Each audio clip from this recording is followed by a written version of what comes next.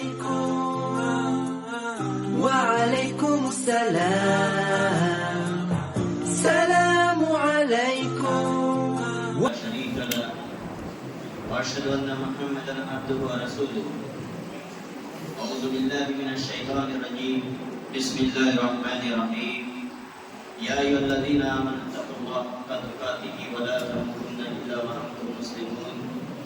يا أيها الناس اتقوا ربكم الذي خلقكم من نفس واحدة وخلق منها زوجها وبث منهما رجالا كثيرا ونساء واتقوا الله الذي تساءلون به والأرحام إن الله كان عليكم رقيبا. يا أيها الذين آمنوا اتقوا الله وقولوا قولا سديدا يصلح لكم أعمالكم ويغفر لكم ذنوبكم ومن يطع الله ورسوله فقد فاز فوزا عظيما. أما بعد فإن خير الحديث كتاب الله وخير الهدي هدي محمد صلى الله عليه وسلم وشر الأمور محدثاتها وكل محدثة بدعة وكل بدعة ضلالة وكل ضلالة في النار.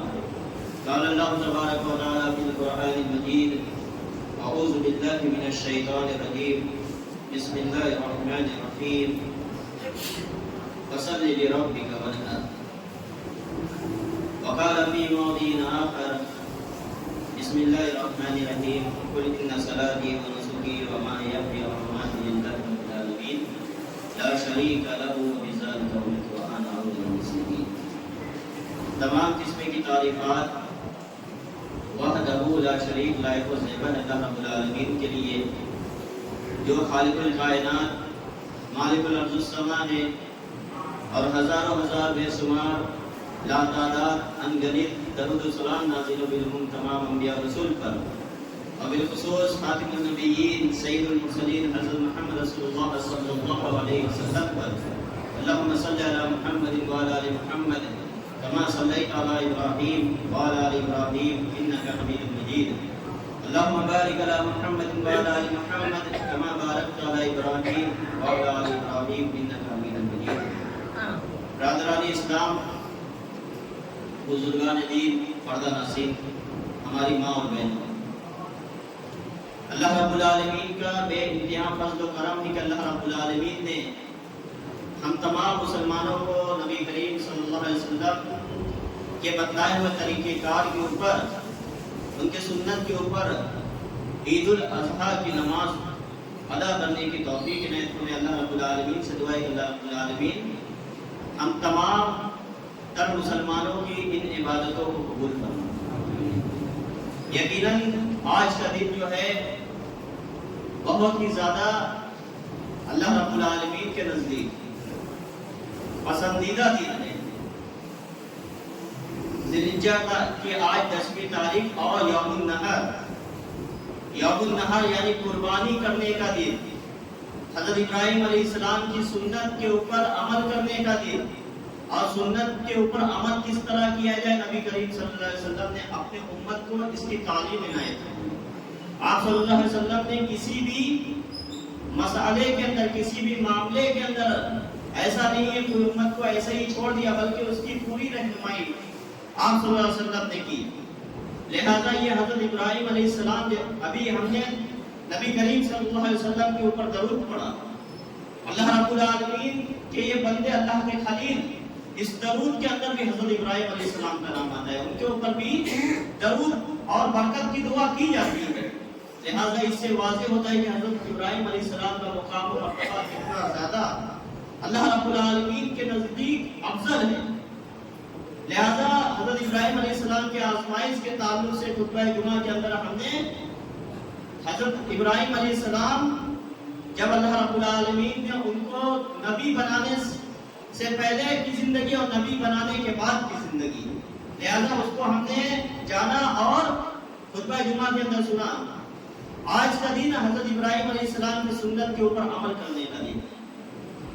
حضرت ابراہیم علیہ السلام نے جیسے اللہ رب العالمین کے حکم سے حضرت اسماعیل علیہ السلام کو ذبح کرنے کے لیے تیار ہو گئے تھے، اللہ رب العالمین کا ایک حکم ہوا اور حضرت ابراہیم علیہ السلام تیار ہو گئے، اور وہ لڑکا بھی حضرت اسماعیل علیہ السلام حضرت اسماعیل علیہ السلام نے اپنے والد کے جب حضرت ابراہیم علیہ السلام نے کہا کہ اللہ رب العالمین نے مجھے اس بات کا حکم دیا ہے کہ میں تم کو ذبح کروں، تو وہ لڑکا بھی کہتا ہے، کیا کہتا ہے کہ آپ کو اللہ نے جو حکم دیا ہے وہ کر دیجیے، عنقریب مجھے صبر کرنے والوں میں سے بنا۔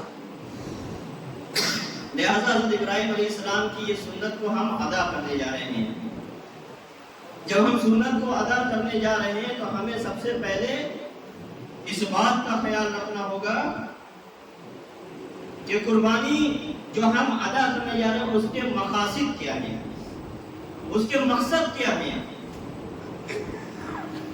یقیناً اس کا مقصد اللہ رب العالمین کا تقوی حاصل کرنا ہے۔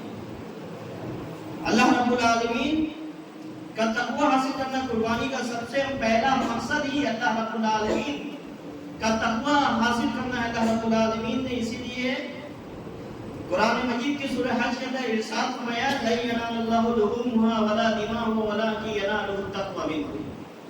اللہ رب العالمین کو یہ جو ہم قربانی کرتے ہیں نہ ہی اس کا گوشت پہنچتا ہے نہ ہی اس کا خون پہنچتا ہے، اللہ رب العالمین تو دیکھنا چاہتا ہے کہ تمہارے دلوں کے اندر تقویٰ کتنا ہے، تم اللہ رب العالمین کی پیروی کتنی کرتے ہو، تم اللہ رب العالمین کے لیے عمل کتنا سر انجام دیتے ہو، کیا تمہارے عمل کے اندر ریا و جمود داخل ہے کہ صرف اللہ رب العالمین کی خشیت، اللہ رب العالمین کا خوف، اللہ رب العالمین کی رضا جوئی حاصل ہے۔ اللہ رب العالمین اس بات کو دیکھنا چاہتا ہے، تو سب سے پہلا مقصد قربانی کا سب سے پہلا مقصد ہے جو ہے وہ ہے اللہ رب العالمین کا تقوی، اللہ رب العالمین کا ڈر، اللہ رب العالمین کا ڈر۔ اور قربانی کا دوسرا مقصد اللہ کے لیے قربانی کرنا، اللہ رب العالمین کی رضا جوئی کے لیے قربانی کرنا، اس کے اندر کسی اور کو شامل نہ کرنا۔ یہ عبادت ہے قربانی، یہ عبادت ہے، اور عبادت صرف اللہ رب العالمین کے لیے کی جاتی ہے۔ عبادت اللہ کے علاوہ اور کسی دوسرے کے لیے انجام نہیں دی جاتی، لہذا اس کے اندر کسی بھی شرک کا شیبہ نہ ہو، آمیزش نہ ہو۔ اللہ رب العالمین قرآن مجید کے اندر ارشاد فرماتا ہے سورہ انعام کی آیت نمبر 162 کے اندر قل ان صلاتي ونسكي ومحياي ومماتي لله رب العالمین لا شریک له وبذلك امرت وانا اول المسلمین۔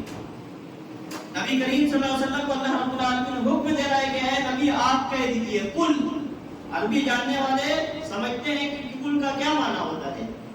اللہ رب العالمین نبی کریم صلی اللہ علیہ وسلم کو حکم دیتا ہے کہ آپ اپنے امتیوں سے کہہ دیجئے، بتا دیجئے قل ان صلاتی، بے شک میری نماز، ونسکی اور میری قربانی، ومحیاي ومماتی اور میری زندگی اور میری موت، للہ رب العالمین، اللہ رب العالمین کے لیے، لا شریک لہ وبذلک امرت وانا اول المسلمین، اس کے اندر کسی کو شریک نہ کیا جائے، اور ہمیں اسی بات کا حکم دیا گیا ہے، اور نبی کریم صلی اللہ علیہ وسلم فرماتے ہیں کہ میں سب سے پہلا مسلمان ہوں۔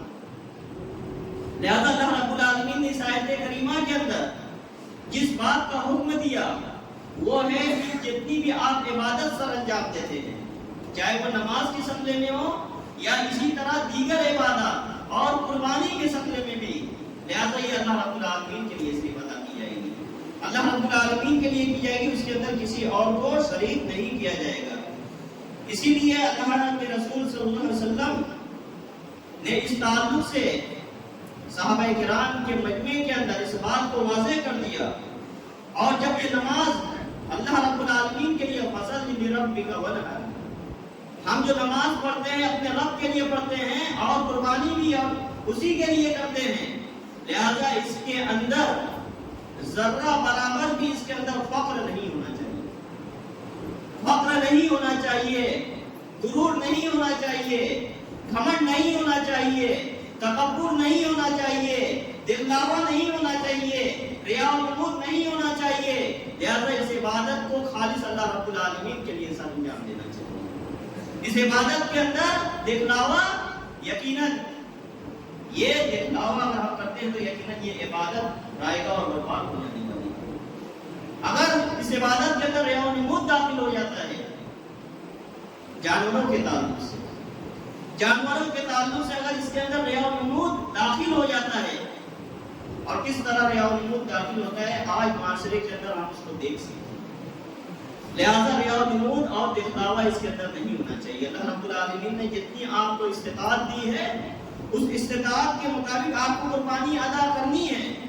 اور استطاعت ہونے کے باوجود بھی اگر آپ قربانی نہیں کرتے، آج منڈیوں کے اندر اگر ہم جائیں تو معمولی بکرا جس کو کم استطاعت ہے تو 10-12 ہزار کے اندر بھی جانور مل جاتا ہے. ایسا نہیں کہ نہیں ملتا ہے. اگر اتنی استطاعت آپ کی ہے اور آپ قربانی نہیں کرتے تو نبی کریم صلی اللہ علیہ وسلم کا فرمان سنیے. آپ صلی اللہ علیہ وسلم فرماتے جو شخص استطاعت کے باوجود قربانی نہیں کرتا، جو شخص استطاعت کے باوجود قربانی نہیں کرتا، لہذا اسے چاہیے کہ وہ ہماری عیدگاہ کے اندر نہ آئے. یعنی نماز اس کے لیے پڑھنا یقیناً سب سے پہلا آج کا دن جو ہے وہ ہے قربانی کا دن. اگر اللہ رب العالمین نے استطاعت دی ہے تو آپ کو نماز کے سے فارغ ہونے کے بعد قربانی ادا کرنی ہے. اگر آپ استطاعت کے باوجود وہی نہیں ادا کر رہے تو آپ اللہ کے رسول صلی اللہ علیہ وسلم نے کتنی سخت تنبیہ کی، اتنی سخت تنبیہ کی کہ اگر کوئی استطاعت ہونے کے باوجود قربانی ادا نہیں کرتا، طرح طرح کے بہانے بناتا ہے، طرح طرح کے بہانے بناتا ہے.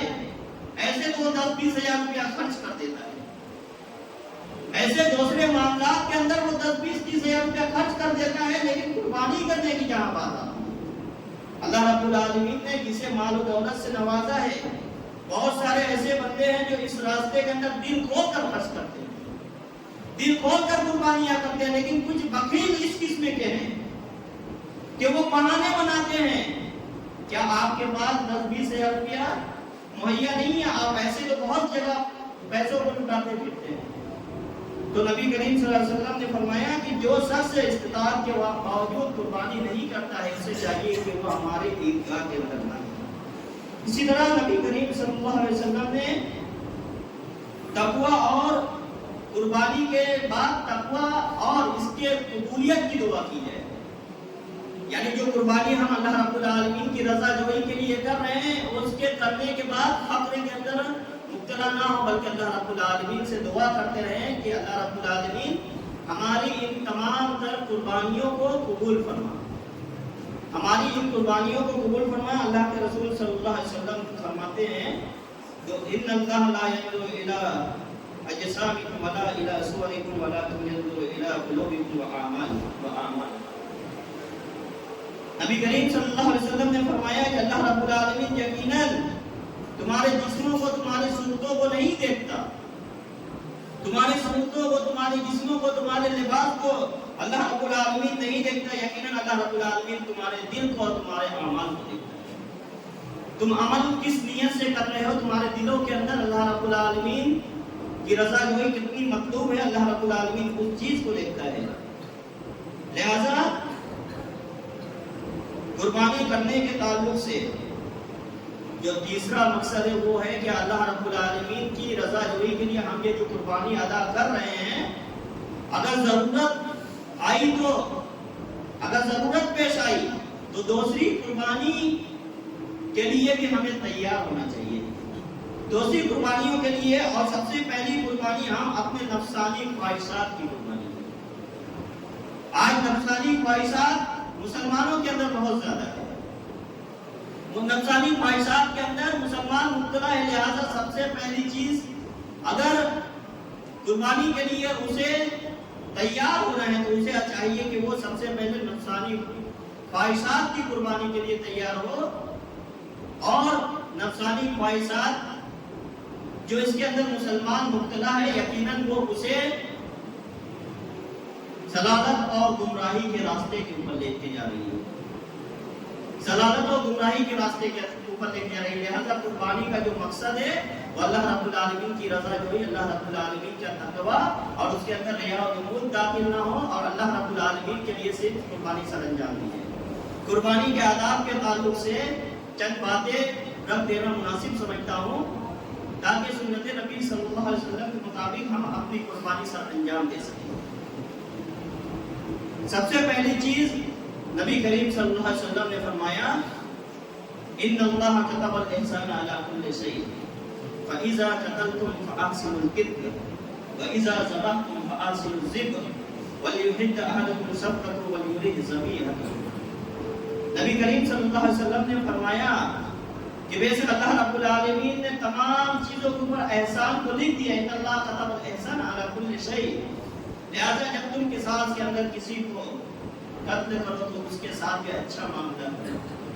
جب تم قربانی ادا کرو اللہ رب العالمین کی رضا جوئی کے لیے تو اسے تکلیف نہ پہنچاؤ، اسے تکلیف نہ پہنچاؤ۔ امت مسلمہ کو یہ تعلیم دی جا رہی ہے، یہ مذہب کس قدر بھائی چارگی کا، انسانیت کا اور لوگوں کے ساتھ احسان کرنے کا، یہاں تک کہ جانوروں کے ساتھ بھی احسان کرنے کی تعلیم دیتا ہے کہ جب تم جانوروں کو ذبح کرو تو اسے تکلیف نہ پہنچاؤ، اور تمہیں چاہیے کہ اپنی چھری کو جانوروں کو ذبح کرنے سے پہلے تیز کر لو، دھاردار کر لو، تاکہ تم اس کے ذریعے سے اسے سکون پہنچاؤ، اسے اطمینان پہنچاؤ، اس کے ذریعے سے وہ تکلیف کے اندر مبتلا نہ ہو۔ حضرت عبداللہ بن عباس رضی اللہ عنہ بیان فرماتے ہیں کہ کوئی شخص جانور کے سامنے اپنی چھری کو تیز کر رہا تھا، فوراً تنبیہ کی، عمل قبل ھذا، کیا تم اس چیز کو، اس عمل کو اس سے پہلے نہیں کر سکتے تھے؟ اور تریدو ان تمیتھا موتتان، کیا تم اسے دو موت دینا چاہتے ہو؟ لہذا جانور کو ذبح کرنے سے پہلے یہ اوزار وغیرہ کو، چھری وغیرہ کو تیز کر لینا چاہیے۔ اسی طرح قربانی کے آداب کے تعلق سے اپنے ہاتھ سے جانور ذبح کرنا چاہیے، جانور کو اپنے ہاتھ سے ذبح کریں۔ آپ صلی اللہ علیہ وسلم نے اپنے ہاتھ سے 2 سفید سیاہ مائل مینڈے کو آپ صلی اللہ علیہ وسلم نے اپنے ہاتھوں سے ذبح کیا، اور ذبح کرتے سمے آپ کو دعا پڑھنی چاہیے، بسم اللہ اللہ اکبر، یہ ذبح کرتے سمے، اور اس سے پہلے آپ کو دعا پڑھنی اللہم تقبل منی ومن اہلی۔ اگر اپنے لیے قربانی کر رہے ہیں، اگر اپنے لیے، اپنے اہل و عیال کے لیے کر رہے ہیں، بہت چھوٹی سی دعا ہے، بڑی دعا تو ہے، لیکن اگر یاد نہ ہو کسی کو وہ دعا تو یہ چھوٹی سی دعا، اللہم تقبل، اے اللہ تو قبول فرما، منی میرے طرف سے، میرے طرف سے، ومن اہلی اور میرے اہل و عیال کی طرف سے۔ اور اگر کسی دوسرے کی جانب سے قربانی کرنا ہو تو آپ کو پڑھنا ہے اللہم تقبل منی نہیں، یعنی اس کے طرف سے اس کا نام لے لیں، من کے بعد اس شخص کا آپ نام لے سکتے، جو بھی نام ہو جس کے بھی طرف سے قربانی آپ کر رہے ہیں، اللہم تقبل من، اور اس کے بعد نام لے لیں۔ یہ بہت بڑا مسئلہ نہیں ہے، اس کے لیے عالموں کو تلاش کیا جائے، حافظوں کو تلاش کیا جائے کہ چلیے دعا پڑھ دیجیے، قربانی کرنی ہے۔ شریعت اسلامیہ جو ہے بہت آسان ہے، آپ کو چاہیے کہ آپ اپنے ہاتھ سے جانور کو ذبح کریں اور اپنے زبان سے دعا پڑھیں۔ ہمیں عالم اور حافظ کو تلاش کرنے کی ضرورت نہیں ہے، آپ پڑھیں اللہم تقبل اپنے طرف سے منی، اور دوسرے کی طرف سے اللہم تقبل من، پھر اس کے بعد اس شخص کا نام لے لیں، ہو گئی، اللہ اکبر کہتے ہوئے قربانی کرتے، بسم اللہ اللہ اکبر۔ اسی طرح ذبح کرنے کا مسنون طریقہ، جانوروں کو لٹانے کے بعد اپنا پاؤں اس کے اوپر رکھیں، دائنا پاؤں اپنا، جانور کو لٹانے کے بعد اپنا دائنا پاؤں اس کے گردن پر رکھیں، اور بسم اللہ اللہ اکبر کہہ کے دائیں ہاتھ سے جانور ذبح کریں،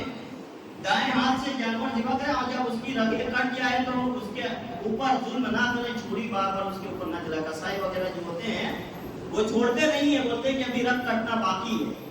جانور جو تڑپ رہا ہوتا ہے وہ درد سے نہیں تڑپتا، بلکہ اس کے جسم سے جو خون نکل رہا ہوتا ہے اس کی وجہ سے تڑپتا ہے۔ لہذا جب رگیں کٹ جائے تو اسے ٹھنڈا کرنے کے لیے تھوڑی دیر چھوڑ دیں، اور جب وہ سکون اور اطمینان نظر آنے لگے پھر اس کے بعد دوسرے معاملے کو سر انجام دیں۔ اسی طرح جانور کے گوشت کے تعلق سے، جانوروں کے گوشت کے تعلق سے جانور کا گوشت خود بھی کھائیں، اپنے اعزاء و اقارب کو بھی کھلائیں، فقراء و مساکین کا بھی اس کے اندر خیال رکھیں، نبی کریم صلی اللہ علیہ وسلم نے فرمایا کلوا وتزودوا وادخروا، کھاؤ اور دوسروں کو کھلاؤ، اس کو ذخیرہ اندوزی بھی کر سکتے ہو، یعنی کہ آپ رکھ بھی سکتے ہو، آپ اس کو رکھ بھی سکتے ہو، آپ کھاؤ بھی اور دوسرے کو بھی کھلاؤ۔ اور اگر ایک مسئلہ یہاں بھی بتا دوں، فقراء و مساکین کو تو دینا ہے، لیکن آپ کا کوئی قریبی ہے انسانیت کے ناطے، اور وہ گوشت مانگتا ہو، غیر مذہب کا ہو، یعنی مسلمان نہ ہو، تو تو آپ اسے گوشت دے سکتے ہیں، کوئی مسئلہ نہیں، آپ اس کو گوشت دے سکتے ہیں قربانی کا، اس کے اندر کوئی مسئلہ نہیں ہے۔ اسی طرح قربانی کے جو ہے وہ 4 دن ہے، اس کے ایام جو ہے وہ 4 دن قربانی کی جائے گی۔ کلو ایام تشریق کے ضبط، یعنی ایام تشریق کے 4 دن جو 3 دن ہوتے ہیں یوم النحر کے بعد 11، 12، 13، لہذا اس کے اندر قربانی سر انجام دی جا سکتی ہے۔ سب سے پہلا دن جو یوم النحر کا ہے، اس کے بعد ایام تشریق آتا ہے 11، 12، 13 تاریخ ذی الحجہ کی، لہذا سب سے افضل تو یوم النحر کا ہی دن ہے۔ اگر آپ کے پاس استطاعت کے مطابق 1، 2 ہی جانور ہو اور اس کو ہی ذبح کرنا ہو تو آپ پہلے دن استعمال اللہ رب العالمین کی رضا کے لیے۔ اور کچھ احتیاطی تدابیر آپ لوگوں کو بتلا دینا چاہتا ہوں جو آج معاشرے کے اندر بہت زیادہ رائج ہے، آپ کو اس سے احتیاط کرنا چاہیے۔ آپ جانور ذبح کرتے ہوئے بکروں کے سیلفی یا فوٹوگرافی نہ بنائیں اور اس کو سوشل میڈیا پر اپلوڈ نہ کریں۔ آپ سوشل میڈیا پر اس کو اپلوڈ نہ کریں، فوٹو لیتے ہیں اس کو اپلوڈ کرتے ہیں، یقیناً یہ شریعت کی تعلیم نہیں ہے۔ اسی طرح جانور کی جو فضلات ہوتے ہیں، جو گندگی ہوتی ہے، وہ کہیں بھی نہ پھینکتے ہیں۔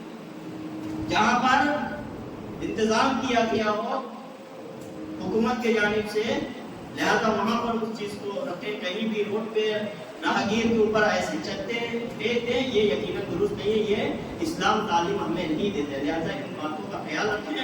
اور ایک بات یہ کہ جانور ذبح کرنے کے بعد نوجوانوں کے اندر یہ چیز دیکھی جاتی ہے کہ وہ چھری لیے ہوئے، کپڑا رنگین کیے ہوئے، لال کیے ہوئے گلیوں کے اندر روڈوں کے اوپر گھوما کرتے ہیں، گلیوں کے اندر روڈے کے اوپر کپڑا وہ لال کیے ہوئے اور بہت فخر سمجھتے ہیں، لہذا ایسا نہ کریں۔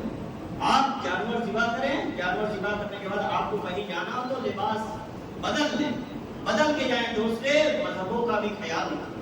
شریعت اسلامیہ ہمیں اس بات کی تعلیم دیتی ہے کہ ہمیں دوسرے کا بھی خیال رکھنا ہے، دوسرے کو ہمیں تکلیف نہیں پہنچانی ہے، لہذا ہمیں دوسرے مذہبوں کا بھی خیال رکھتے ہوئے سوشل میڈیا پر کوئی فوٹو اپلوڈ نہیں کرنی ہے۔